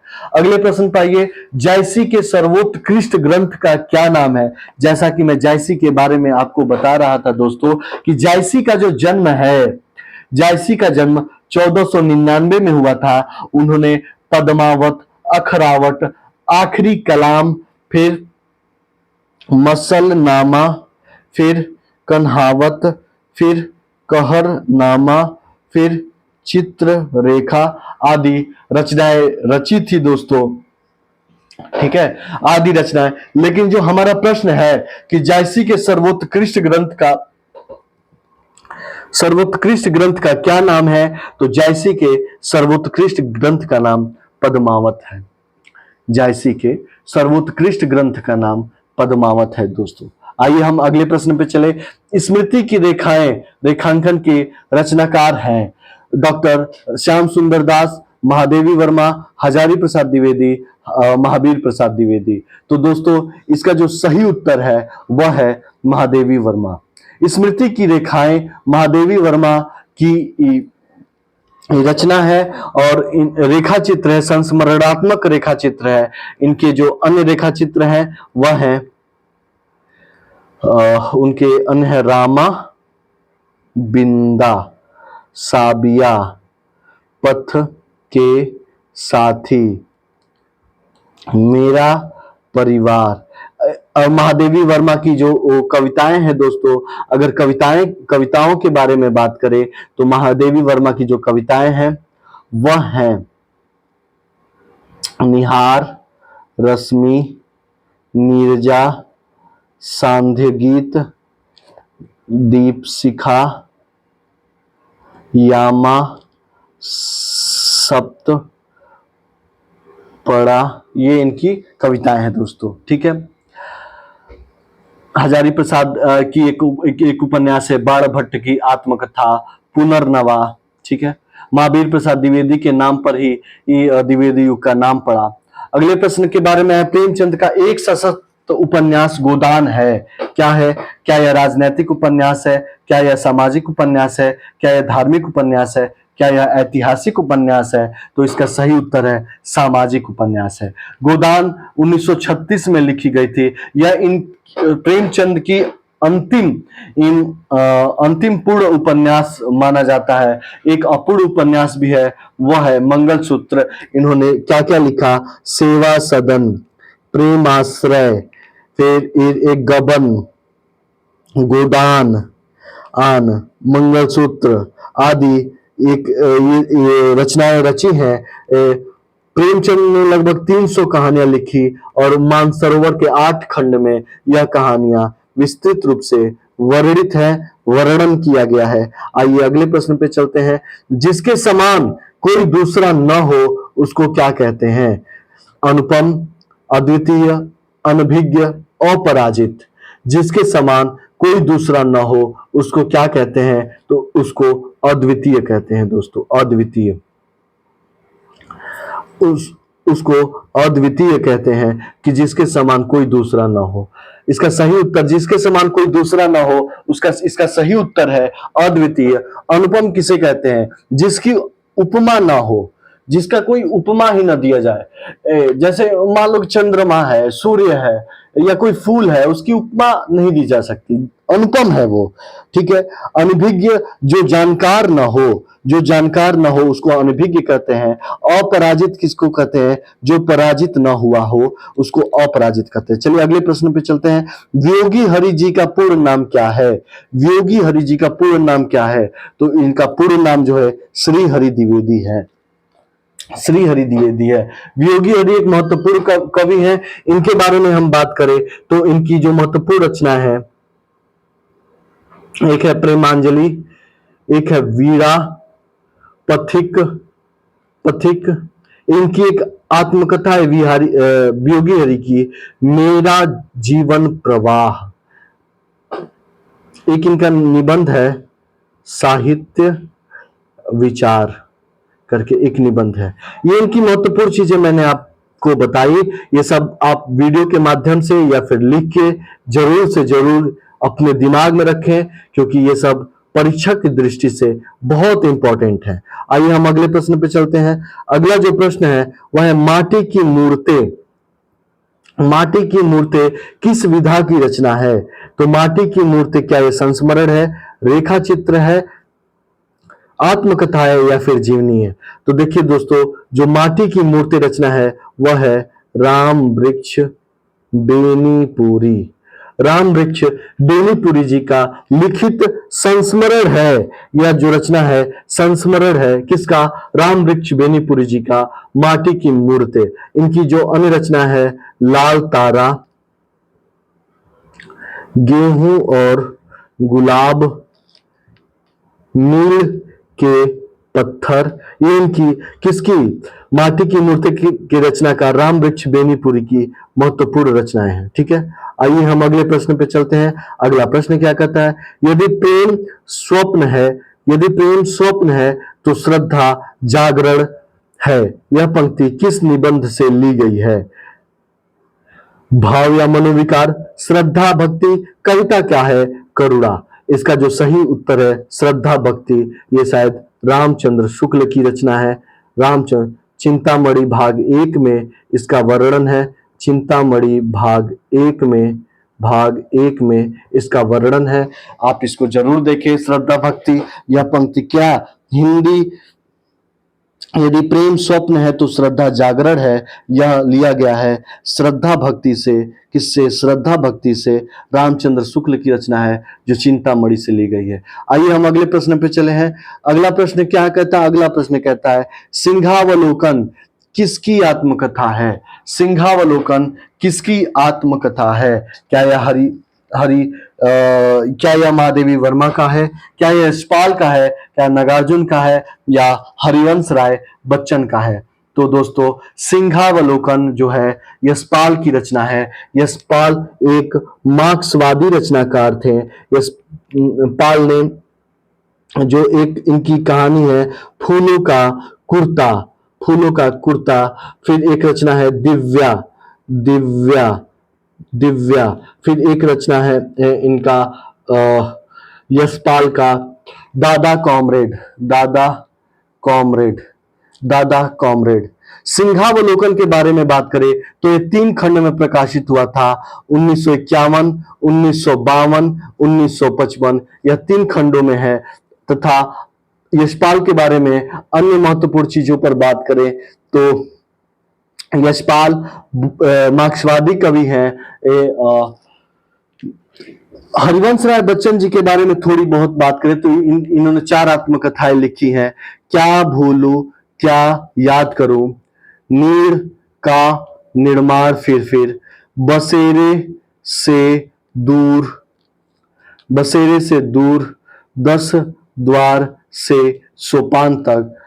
नागार्जुन ने मैथिली में यात्री नाम से रचनाएं लिखी हैं। इनका असली नाम विद्यानिवास मिश्र है। महादेवी वर्मा छायावादी रचनाकार है। निहार, रश्मि, नीरजा, सांदगीत, यामा, सप्तपड़ा इनकी रचनाएं हैं दोस्तों। ठीक है, पथ के साथ ही इनकी रचना है। आइए अगले प्रश्न पे चलते हैं। भोला राम का जीव व्यंग के लेखक कौन है? क्या हरिशंकर परसाई हैं, ज्ञान वाजपेयी हैं, राम गोपाल हैं, श्रीलाल शुक्ल हैं? भोला राम का जीव, इसका सही उत्तर जो है दोस्तों हरिशंकर परसाई है। हरिशंकर परसाई है। यह एक व्यंग लेखक है, यह एक व्यंग लेखक है। इनकी जो अन्य रचनाएं हैं, इनकी अन्य रचनाएं हैं हंसते हैं, रोते हैं, तब की बात कुछ और थी, है ना, जैसे उनके दिन फिरे, सदाचार का ताबीज, सदा बहुत इंपॉर्टेंट, सदाचार का ताबीज, सदाचार का ताबीज। ठीक है, वैष्णव का फिसलन, वैष्णव का फिसलन, ये इनकी बहुत महत्वपूर्ण रचनाएं हैं। आइए हम अगले कवि की तरफ चले, अगले प्रश्न की तरफ चले। 48 नंबर प्रश्न है, तुलसीदास द्वारा शारीरिक पीड़ा से मुक्ति हेतु लिखा गया ग्रंथ कौन सा था? तो दोस्तों तुलसीदास के लिए शारीरिक पीड़ा, क्या वह रामलला नाछू, हनुमान बाहुक, बड़वे रामायण, विनय पत्रिका? साथियों इसका सही उत्तर है हनुमान बाहुक, हनुमान बाहुक। शारीरिक पीड़ा से मुक्ति हेतु इन्होंने हनुमान बाहुक नामक रचना की। यह अंतिम रचना मानी जाती है। तुलसीदास ने एक रचना रामचरितमानस की जो 7 कांड में है दोस्तों, 7 कांड में है। और क्या लिखा, एक तुलसीदास ने विनय पत्रिका लिखा है। तुलसीदास ने बड़वे रामायण लिखा है। इस तरीके से ये है। बड़वे रामायण, विनय पत्रिका, रामलला नाचू, ये सब तुलसीदास की रचना है दोस्तों। अगला प्रश्न है, एक बूंद सहसा उछली की रचना विधा है। एक बूंद सहसा उछली की रचना विधा है। यह एक यात्रा वृतांत है जो अज्ञे की है। यह एक यात्रा वृतांत है जो अज्ञे की है। यह एक यात्रा वृतांत है जो अज्ञे की है। अज्ञे तार सप्तक के जनक माने जाते हैं। तार सप्तक के कवियों को अज्ञे ने राहु का अन्वेषी कहा है। इनकी जो अन्य रचना है, अरे यायावर रहेगा याद, बहता हुआ निर्मल, बहता बहता पानी निर्मल, ये इनकी रचना है। एक है चिंता, फिर इत्यलम, हरी घास पर क्षणभर, कितनी नाव में कितनी बार, अज्ञे की रचनाएं हैं। कितनी नाव में कितनी बार पे इनको ज्ञानपीठ पुरस्कार मिला है साथियों। आइए अब हम 50 नंबर प्रश्न पे चलते हैं। नव जागरण का अग्रदूत, नव जागरण का अग्रदूत हिंदी के किस लेखक को कहा जाता है? तो इसका सही सटीक उत्तर भारतेंदु हरिश्चंद्र। भारतेंदु हरिश्चंद्र के बारे में मैंने बहुत पहले बात कर ली है। 1850 में इनका 3 पत्रिकाएं निकालते हैं, रसा नाम से उर्दू में लिखते हैं। इनकी प्रेमिका का नाम चंद्रिका रहता है दोस्तों, और इनके गुरु का नाम शिव प्रसाद सितारे हिंद रहता है। पहली रचना विद्या सुंदर 1868 में, पहली पत्रिका कवि वचन सुधा 1868 में, दूसरी पत्रिका इनकी हरिश्चंद्र मैगजीन, तीसरी पत्रिका हरिश्चंद्र चंद्रिका, ठीक है। और भारतेंदु हरिश्चंद्र को 1880 में भारतेंदु की उपाधि दी जाती है। इनके मौलिक नाटक वैदिक हिंसा, हिंसा न भवती, प्रेम जोगिनी, सत्य हरिश्चंद्र, भारत दुर्दशा, नील देवी, अंधेर नगरी, विशेष विस्मोद्गम आदि है। यह हमने बात की किसके बारे में? सिर्फ और सिर्फ भारतेंदु के बारे में। आचार्य महावीर प्रसाद द्विवेदी द्विवेदी युग के जनक माने जाते हैं, और बाबू मैथिलीशर गुप्त जो है द्विवेदी युग के रचनाकार माने जाते हैं। साकेत जैसी बड़ी रचना मैथिलीशर गुप्त ने लिखी है। अगले प्रश्न पे आते हैं, हिंदी साहित्य के इतिहास को व्यवस्थित रूप देने का श्रेय किसको है? मैंने अभी कुछ देर पहले बात की कि हिंदी साहित्य के इतिहास को व्यवस्थित रूप देने का श्रेय आचार्य रामचंद्र शुक्ल को जाता है। कब? 1929 में जाता है। शुक्ल जी बहुत बड़े समीक्षक, आलोचक भी रहे हैं। अगले प्रश्न की बात करें, खड़ी बोली में सबसे पहले काव्य सृजन करने वाला कवि कौन है? क्या सूरदास है, तुलसीदास है या अमीर खुसरो है? इनमें से कोई नहीं। तो इसका सही उत्तर जो होगा साथियों वह है अमीर खुसरो। सही उत्तर जो होगा साथियों अमीर खुसरो। अमीर खुसरो ने सबसे पहले खड़ी बोली में काव्य सृजन किया है, और इनको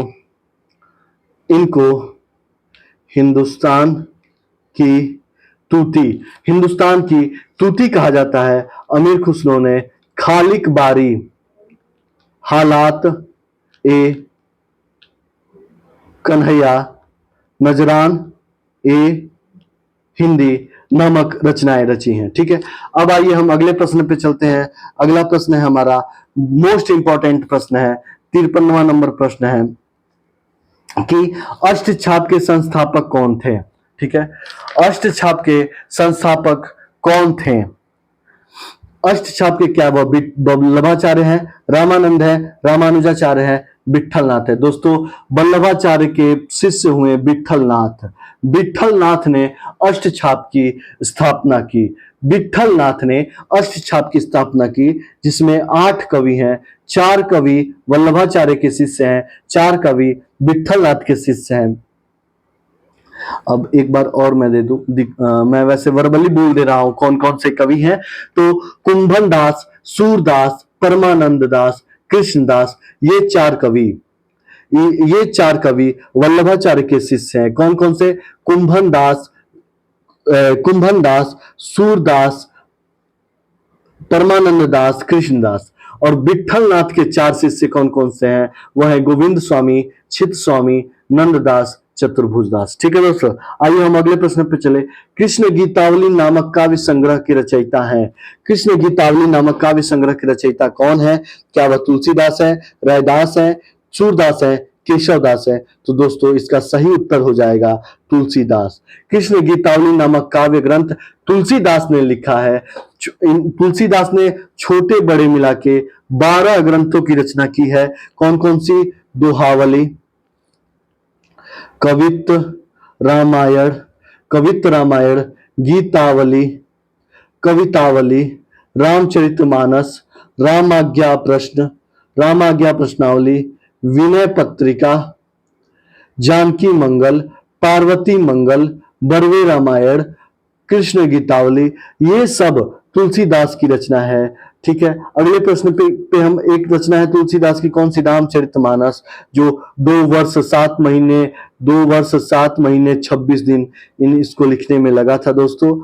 अगला प्रश्न की बात करें, काव्य के विशिष्ट तत्व के रूप में ध्वनि शब्द का सर्वप्रथम प्रयोग किया। काव्य के विशिष्ट तत्व के रूप में ध्वनि शब्द का प्रयोग किया, किसने किया? तो आनंदवर्धन ने किया। आनंदवर्धन ने किया है। इन आनंदवर्धन की एक बहुत महत्वपूर्ण रचना है जो पीजीटी की परीक्षा में बार बार पूछी गई है, वह है ध्वन्यालोक।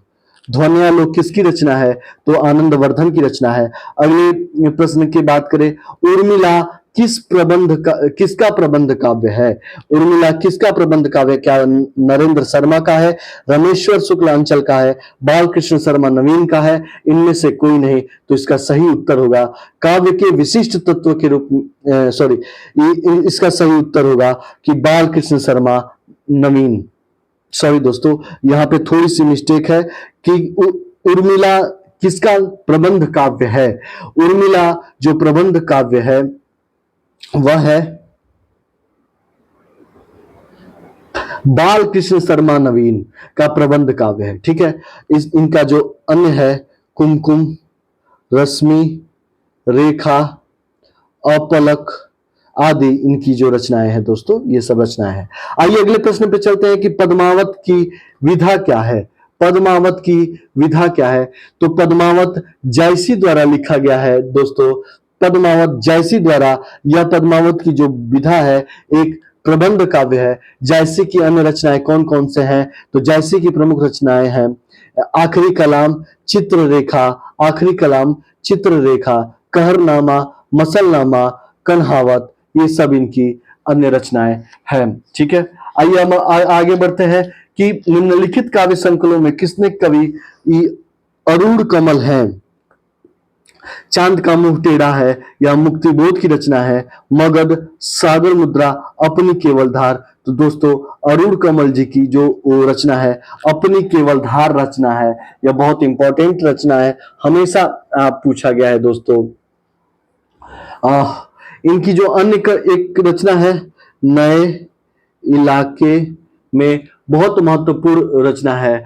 मगध जो रचना है वह है श्रीकांत वर्मा की रचना है मगध। और इनकी अन्य रचना है माया दर्पण। माया दर्पण श्रीकांत वर्मा की एक महत्वपूर्ण रचना है।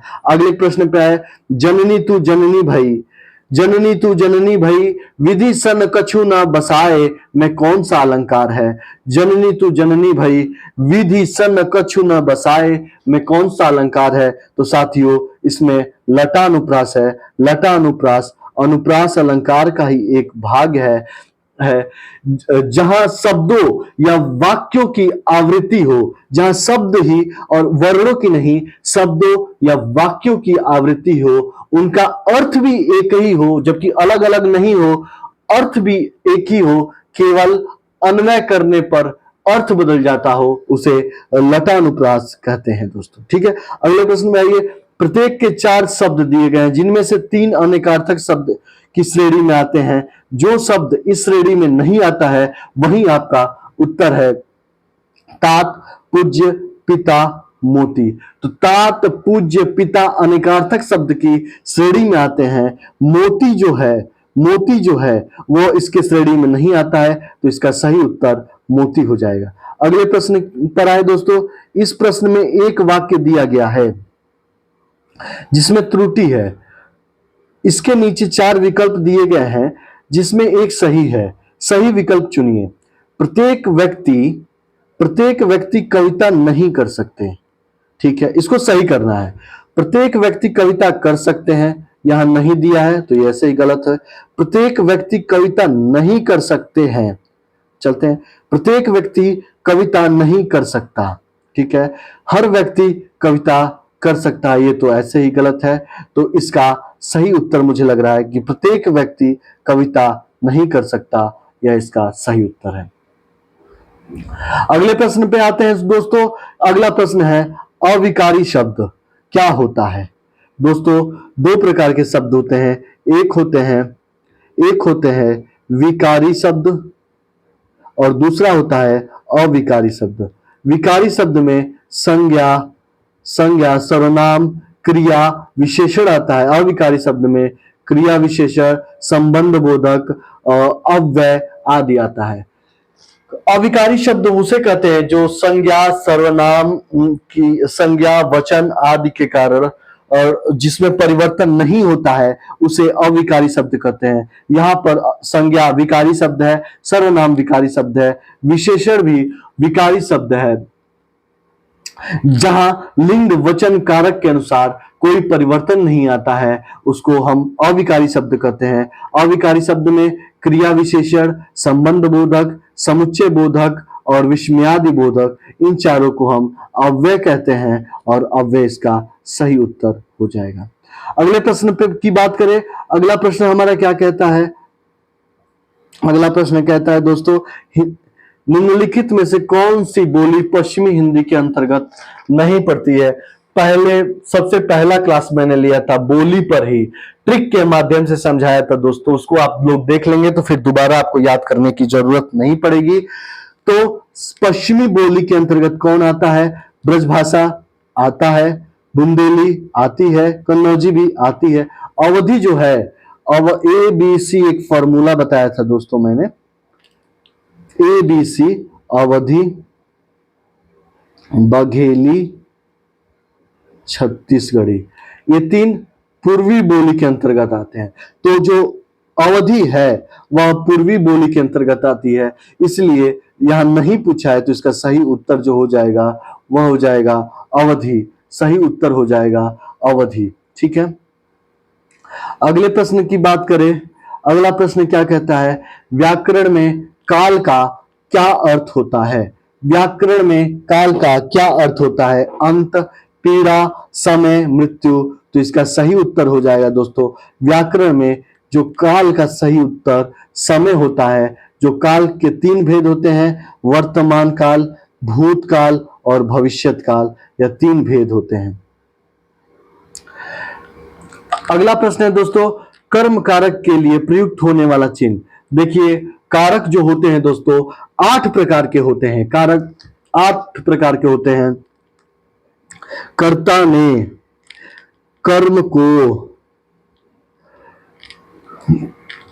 करण से संप्रदान को के लिए, फिर आपादान से अलग होने के संदर्भ में, ठीक है, संबंध को के की का के की रा रेरी अधिकरण में पर संबोधन हे अरे आदि, ये सब 8 होते हैं। तो जो प्रश्न पूछा है कि कर्म कारक कर्ता ने कर्म को इसका सही उत्तर जो होगा दोस्तों को होगा, इसका जो सही उत्तर होगा वह होगा को, ठीक है। अगले प्रश्न पे हम चलते हैं। अगला प्रश्न क्या कहता है साथियों, अगला प्रश्न कहता है हथियाना हथियाना हथियाना में कौन सी क्रिया है।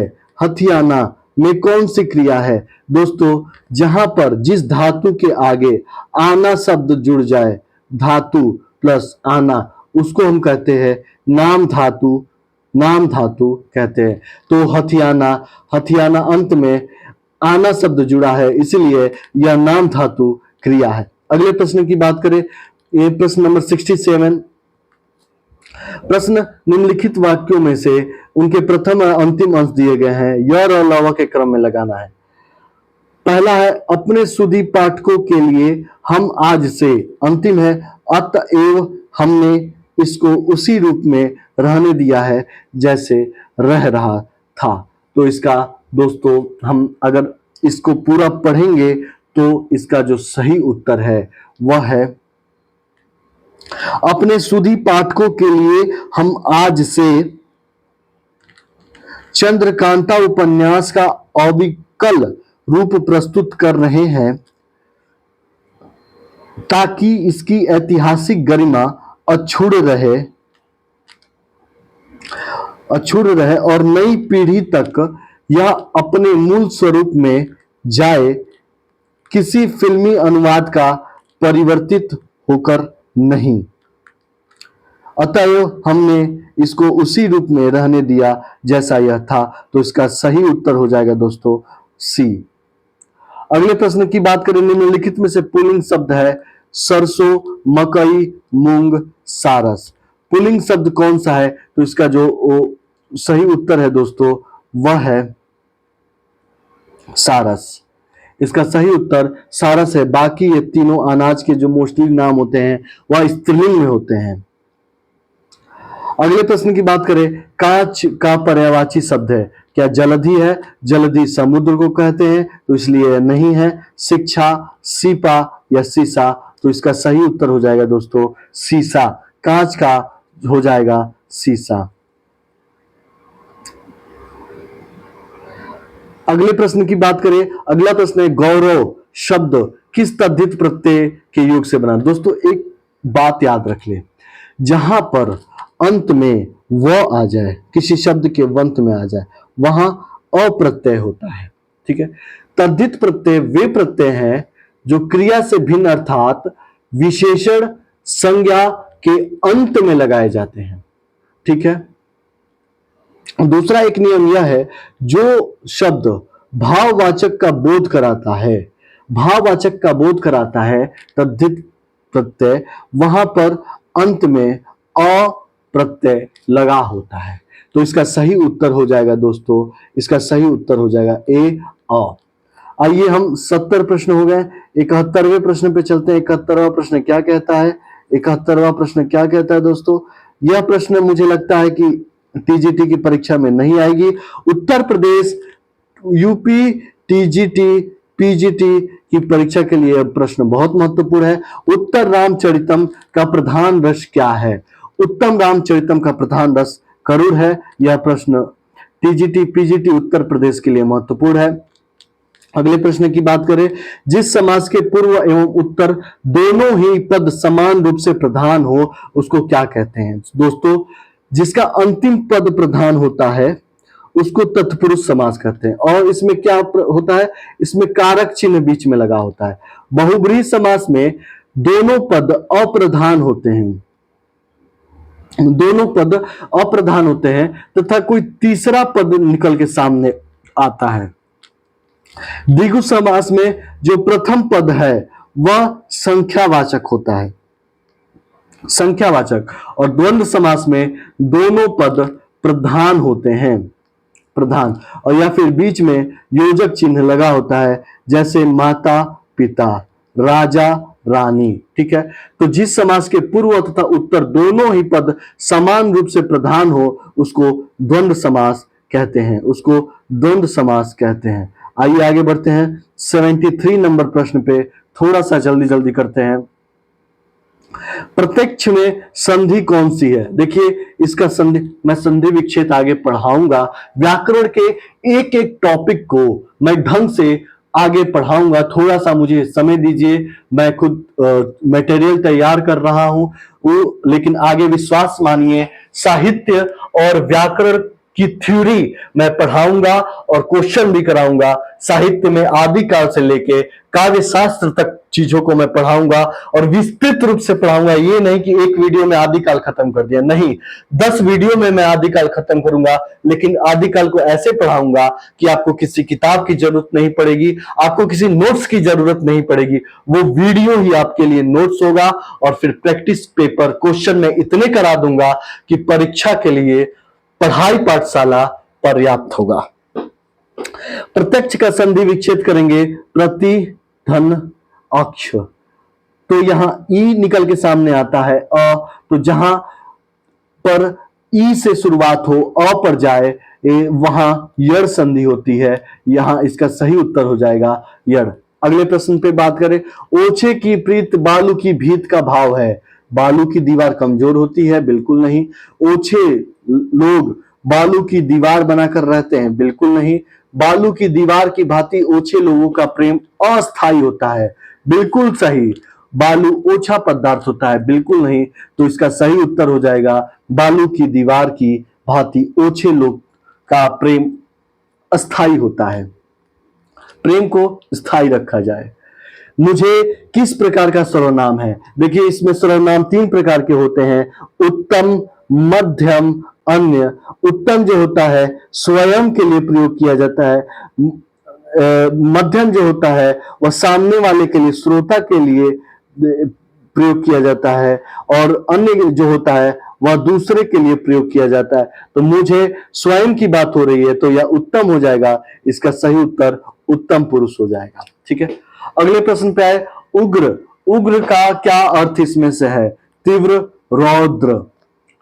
तीव्र होगा, रौद्र होगा, या प्रचंड क्रोधी होगा, या उत्कट घोर होगा, या शिव सूर्य होगा।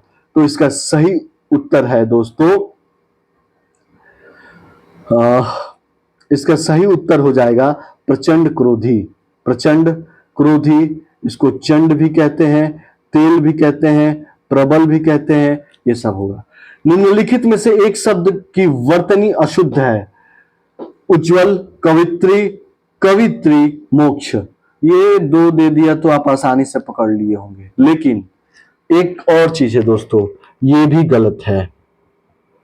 उज्जवल जो लिखा जाता है दोनों आधा ज, उज्जवल ऐसे लिखा जाता है, ये सही है दोस्तों। ठीक है, ठीक है, इसको मैं, इसका रुको, इसको मैं ठीक करूं, ये ऐसे, इसमें चलिए छोड़ देते हैं। उज्जवल ये गलत है, ठीक है, उज्जवल ऐसे लिखा जाएगा। कवित्री सही है, ये गलत है, कवित्री ऐसे नहीं, मोक्ष सही है। ठीक है, अगले प्रश्न पे है, उद्गम की दृष्टि से अमीर है। ठीक है, अमीर क्या है? देशज है, विदेशज है, तद्भव है, तत्सम है, अमीर शब्द क्या है? ठीक है, इसका जो सही उत्तर हो जाएगा दोस्तों, अमीर जो शब्द है एक विदेशज शब्द है दोस्तों, विदेशज शब्द। लेकिन जो अमीर शब्द है वह कहाँ का शब्द है, यह भी जानना हमारे लिए इंपॉर्टेंट है कि अमीर जो शब्द है वह कहाँ का शब्द है। तो यह अरबी, अरबी शब्द है दोस्तों। जैसे किताब, एक नेट में क्वेश्चन आया था, नेट, औरत, औरत क्या शब्द है? तो अरबी शब्द है। ठीक है, तारीख, तारीख, शहद, शहद, आदमी, आदमी, आदत, आदत, इज्जत, इज्जत, सबको इज्जत प्यारी होती है, इज्जत, किस्मत, किस्मत, इलाज, किला, किला, इस्तीफा, ये सब नोट कर लें, इस्तीफा, गरीब, दुनिया, इंपॉर्टेंट है, दुनिया, इनाम, ये सब अरबी शब्द है, और अमीर भी अरबी शब्द है, इसलिए इसका सही उत्तर बी हो जाएगा। उच्चारण शब्द में उपसर्ग है, देखिए इसको जब तोड़ेंगे, इसका विच्छेद करेंगे, उत धन चारण, उत धन चारण, उच्चारण, तो इसका सही उत्तर उत हो जाएगा। चिड़िया शब्द का प्रयोग बहुवचन में होता है, जहां अंत में शब्द में आ आए वहां वहां चंद्र बिंदु लग जाने के कारण वह बहुवचन हो जाता है। तो इसका जो सही उत्तर हो जाएगा दोस्तों, चिड़िया शब्द का बहुवचन क्या है? तो चिड़िया शब्द का बहुवचन चिड़िया है, चिड़िया। ठीक है, इस तरीके से दोस्तों हमने 80 प्रश्न देखे। 80 प्रश्न की मदद से लगभग 500 प्रश्नों पर हमने बातचीत की। बहुत विस्तृत रूप से मुझे कराना होता तो मात्र 20 मिनट लगते दोस्तों, 20 मिनट में 80 प्रश्न सॉल्व करा देता, लेकिन वह पढ़ाई की उपयोगिता नहीं है, वह प्रैक्टिस सेट लगाने की उपयोगिता नहीं है। प्रैक्टिस सेट का मतलब होता है कि एक शिक्षक को विस्तृत रूप से व्याख्या सहित बताना ही एक पढ़ाई की उपयोगिता, प्रैक्टिस सेट की उपयोगिता होती है। आप हमारे चैनल पढ़ाई पाठशाला से जुड़े प्रतिदिन हम एक प्रैक्टिस पेपर या दो प्रैक्टिस पेपर लेकर आ रहे हैं। जीएस के लिए भी प्रैक्टिस सेट लेकर आ रहे हैं। दोस्तों, आप हमारे चैनल से जुड़े, आपका स्नेह, आपका प्रेम हमारे चैनल को मिल रहा है। अपने साथियों को भी इस चैनल से जुड़े। मुझसे जुड़ने के लिए आप पढ़ाई पाठशाला के टेलीग्राम चैनल से भी जुड़ सकते हैं। यहाँ पे प्रतिदिन प्रश्नोत्तरी कराई जाती है, उसमें आप पार्टिसिपेट ले, अभ्यास करें। इस टेलीग्राम चैनल को मैं डिस्क्रिप्शन में डाल दूंगा। और इंस्टाग्राम जुड़ने के लिए आप पढ़ाई पाठशाला के इंस्टाग्राम चैनल से भी जुड़ सकते हैं। तो आज का लेक्चर, आज का सेशन यहीं समाप्त करते हैं। मिलते हैं कल प्रैक्टिस सेट नंबर 5 के साथ, कुछ नए प्रश्न, कुछ नए तथ्य के साथ। इसी के साथ अपना लेक्चर, अपना वक्तव्य यहीं समाप्त करता हूं। धन्यवाद। नमस्कार साथियों।